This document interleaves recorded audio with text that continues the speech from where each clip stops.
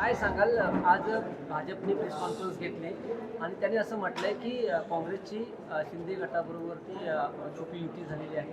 त्याचबरोबर ते असं सुद्धा म्हटले काँग्रेस हा राष्ट्रवाद म्हणजे राष्ट्रीय पक्ष असताना सुद्धा त्यांनी ऐन वेळेला त्यांनी उमेदवार मागे घेतले त्याच कारणामुळे. एक तर शिंदे सेना आणि आम्ही बरेच ठिकाणी समोर लढत आहोत. आमचे उमेदवार समोर आहे. एकूण 32 उमेदवारच काँग्रेसने टाकलं. त्याचं कारण असं की उबाटाबरोबर चर्चा करत असताना प्राथमिक चर्चेमध्ये जेवढी जागा आम्ही मागितली होती हक्काची, आम्ही तेवढी जागा कायम ठेवली. त्याच्या व्यतिरिक्त ज्या 4-5 ठिकाणी आम्ही फॉर्म टाकले होते ते इन प्रिन्सिपल समजून आम्ही ते माघार घेऊन टाकले. आता त्या गोष्टीला वेगळं वळण लावण्याचा जर प्रयत्न भाजप करत असेल तर दुर्दैवी बाब आहे. कारण युतीचा धर्म कसा पाळायचं हे भाजपवाल्यांना कदाचित माहिती नाही. कारण फोडाफोडीचं राजकारण करणं, याचे आमदार घे, त्याचे खासदार घे, याचे मंत्री घे, याचे नगरसेवक घे आणि स्वतःचा पक्ष उभा कर, हे भाजपवाल्यांनी हेच काम केलेलं आहे. शिंदे गट आणि शिंदे गट आणि त्यांचे भाजप हे एकत्र असताना सुद्धा त्यांनी भाईजान असा उल्लेख केला आहे तुमच्यावर चुकी युती आहे म्हणून.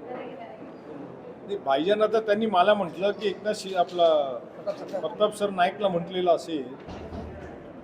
त्यांचं सातत्याने एक प्रयत्न असतो BJP वालेचा आमदारांचा, एक सातत्याने नयानगर बोलत बसायचं. म्हणजे या शहरामधल्या अन्य समाजाला पोलरायझेशन करायचं. म्हणजे नयानगर म्हटल्यानंतर बहुसंख्य अल्पसंख्य मुस्लिम अल्पसंख्य समाज राहतो इकडे, म्हणून नयानगर बोलत बसायचं. म्हणजे बाकीच्या समाजामध्ये की हा नयानगर मुस्लिम केला की आपला पोलरायझेशनचं काम होतं. आणि म्हणून आता प्रताप सर नाईकला सुद्धा त्यांच्या मतदारसंघामध्ये जे का अल्पसंख्य मतदान आहे ते त्यांना पडतील आणि म्हणून हिंदू मतं जे त्यांना पडत असतील ते त्यांच्यातनं बाजूला जावं, हा दृष्टिकोन कदाचित त्यांचा असावा. आता भाईजान म्हटल्यानंतर मोठा भाऊ म्हटला जातो. जर ते त्यांना मोठा भाव समजतात तर मग युती का नाही केली? महाविकास आघाडीमध्ये बिघाडी होण्याची काय कारणं आहेत? जागेचं वाटप जे आम्ही आमच्या हक्काची जागा होती, विचारे साहेबांच्या इलेक्शनला सुद्धा काँग्रेसनी जर भूमिका घेतली नसती आणि साथ दिली नसती तर उबाटाला त्यांचं किती टक्के मतदान या शहरामध्ये आहे त्यांना दिसलं असतं. 2019ला आत्ताचे अध्यक्ष प्रभाकर म्हात्रे हे 145 मध्ये निवडणूक लढले होते. मला वाटतं 2019ला कदाचित. आणि त्यांना किती मतदान पडलं होतं? 15,000 का 16,000 मतदान प्रभाकर म्हात्रेला. शिवसेनेच्या धनुष्यबाण सिम्बॉलवरती त्यांना 15 का 16,000 मतदान पडला होता. तर जर काँग्रेसनी विचारे साहेबांना साथ दिली नसती तर यांना 1,40,000 मतदान मिळालं असतं का? तर वोट शेअर या शहरामध्ये कोणाचा जास्त आहे? आमचा आहे, काँग्रेसचा. हे असताना देखील सेक्युलर वोट बँकचं डिव्हिजन होऊ नये आम्ही आपली हक्काची फक्त 40 जागा मागितली आणि त्यामध्ये सुद्धा फक्त 34 ते 35 100% आमची माणसं आहे. 100% त्या वॉर्डामध्ये आमचं प्राबल्य आहे हे आम्ही त्यांना सांगितलं होतं आणि ते त्यांनी मान्यच केलं नाही.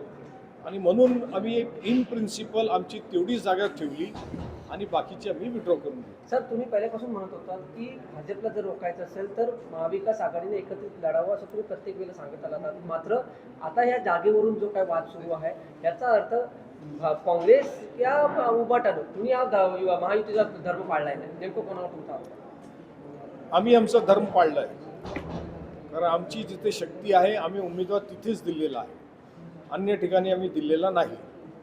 23 नंबर 23, 6, 7, 4 तुमचं 10, 11, 12, 18, 15, 16 या सगळ्या ठिकाणी आम्ही उमेदवारच दिला नाही. आमचा वोट शेअर असून देखील आम्ही त्या ठिकाणी उमेदवार दिला नाही. कारण तिथे आम्हाला असं वाटत होतं की सेना, मनसे आणि SP शरद पवार NCP आणि काँग्रेस एकत्र आली तर आम्ही चांगली लढत तिथे भाजपाला देऊ शकू, शिंदे गटाला देऊ शकू आणि त्या ठिकाणी त्यांना आपण कुठेतरी थांबू शकू. पण ही समीकरण मला वाटतं उबाटावाला समजलंच नाही आणि म्हणून त्यांनी सगळ्याच ठिकाणी उमेदवार टाकून ते मोकळे झाले. त्यामुळे आता कोणाचा फायदा होईल सर? नेमका आता कोणाला याचा फायदा ज्या होणार? ठिकाणी उबाटानी मनसेनी उमेदवार टाकलेले आहेत, आज सुद्धा त्यांना आमच्या मदतीशिवाय त्या ठिकाणी लढाईमध्ये येणं सुद्धा शक्य नाही.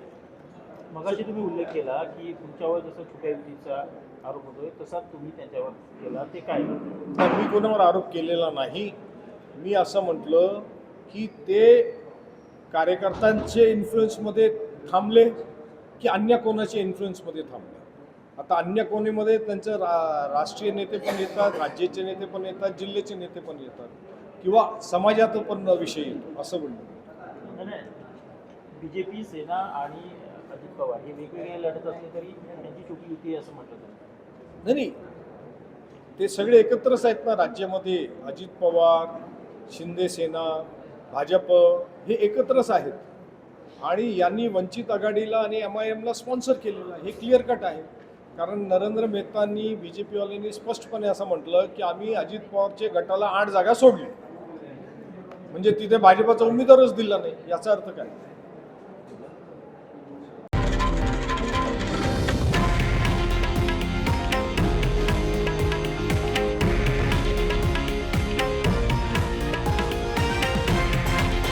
हे आहे देशातील नंबर 1 न्यूज नेटवर्क आणि आपण पाहत आहात TV9 मराठी, एकमेव.